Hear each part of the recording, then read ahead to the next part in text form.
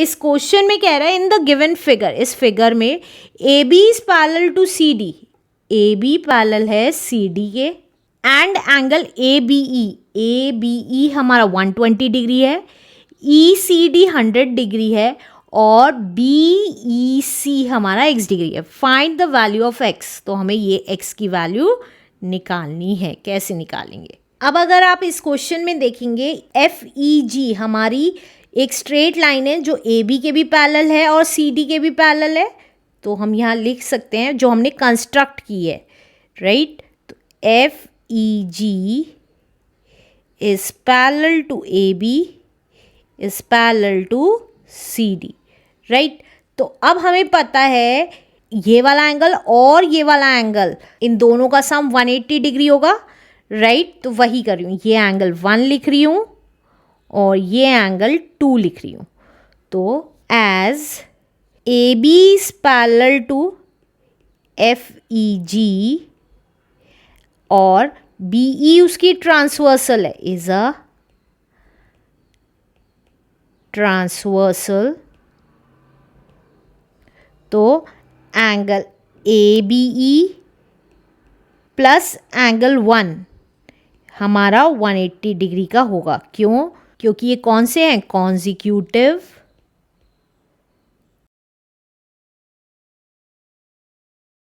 Interior angle हैं और उनका सम 180 डिग्री का होता है, राइट।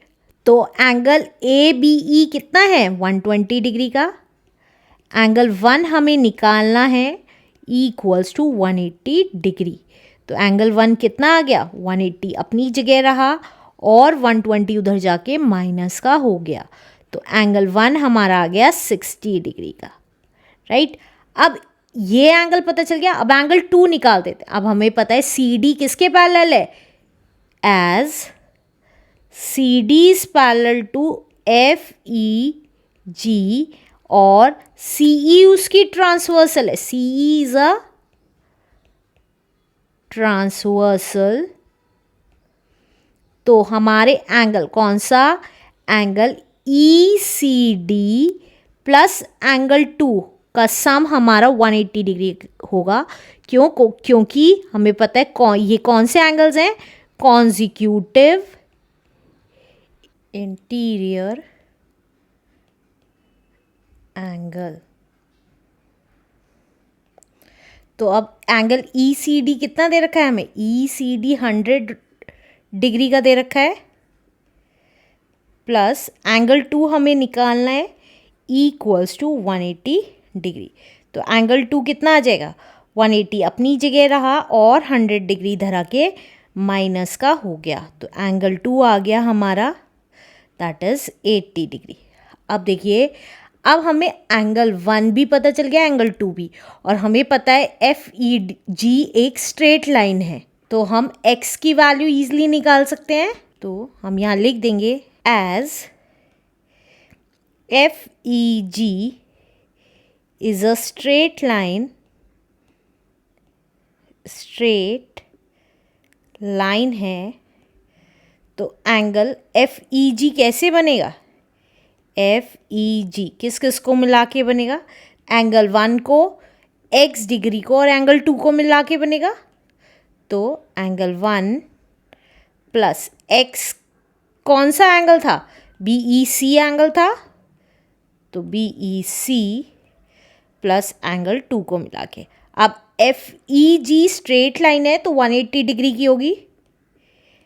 एंगल 1 अभी अभी हमने निकाला 60 डिग्री का, देखिए एंगल 1 हमने 60 डिग्री का निकाला, एंगल 2 80 डिग्री का, तो एंगल 1 60 डिग्री का। एंगल बी ई सी हमें निकालना है और एंगल 2 80 डिग्री का, तो 180 एज इट इज़ रहा। अब 60 और 80 दोनों कांस्टेंट वैल्यूज़ हैं, आपस में ऐड हो गई, प्लस एंगल बी ई सी कहें या एक्स कहें, बात एक ही है। अब 180 डिग्री अपनी जगह रहा और 140 डिग्री इधर आके माइनस का हो गया, और बी ई सी एंगल हमारा x डिग्री का था तो x लिख दिया।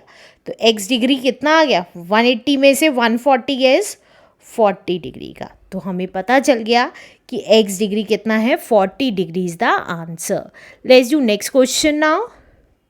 अब इस क्वेश्चन में कह रहा है in the given figure ABCD is a quadrilateral. ABCD एक क्वाड्रिलेटरल है इन विच AB पैरेलल है DC के और AD पैरेलल है BC के। Prove that angle ADC is equal to angle ABC।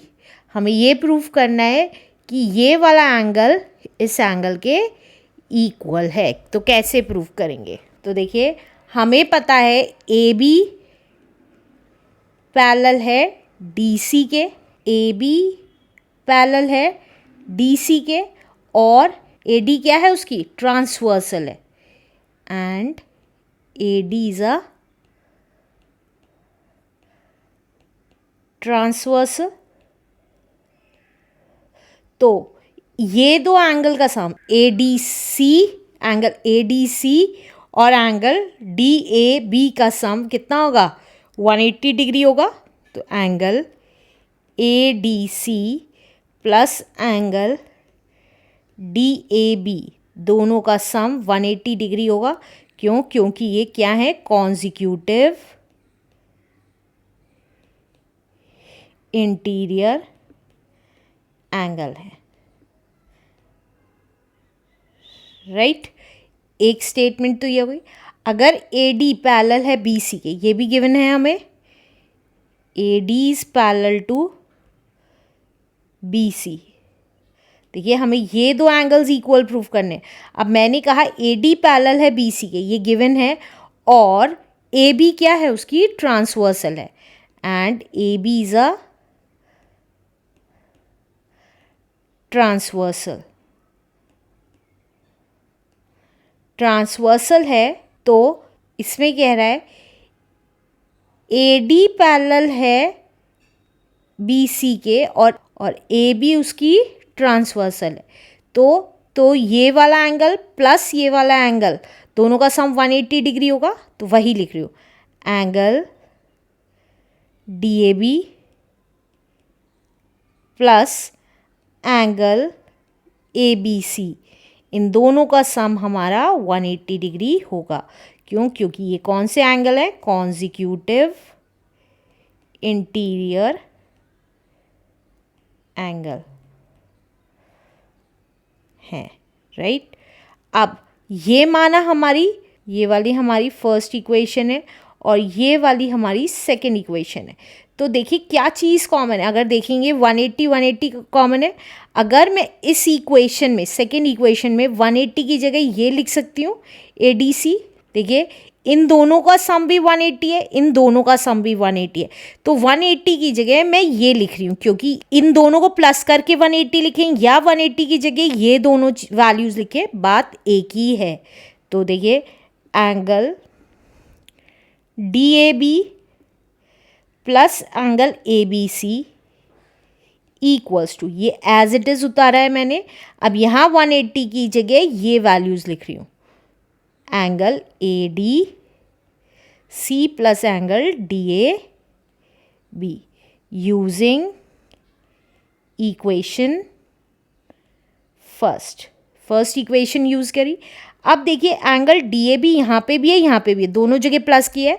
तो अगर आप इसको इधर लाएंगे तो माइनस का हो जाएगा, एक प्लस एक माइनस का हो जाएगा, तो कैंसिल कर दीजिए, या डायरेक्टली भी कैंसिल कर सकते हैं। लेकिन मैं आपको करके दिखा रही हूँ जिससे कि आपको समझ में आ जाए।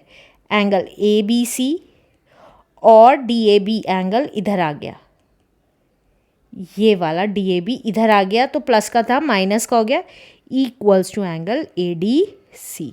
अब क्योंकि ये वैल्यू एक प्लस एक वाली माइनस की है, इसलिए मैं इसको यहाँ कैंसिल कर रही हूँ। आप चाहें तो यहीं की यहीं भी कैंसिल कर सकते थे। तो ये कितना आ गया, एंगल ABC इक्वल आ गया एंगल ADC के, या ये कहें एंगल ADC इक्वल आ गया एंगल ABC के, कुछ भी कह सकते हैं। और हमें यही प्रूफ करना था कि ये एंगल इस एंगल के इक्वल है, hence proved answer. Let's do next question now.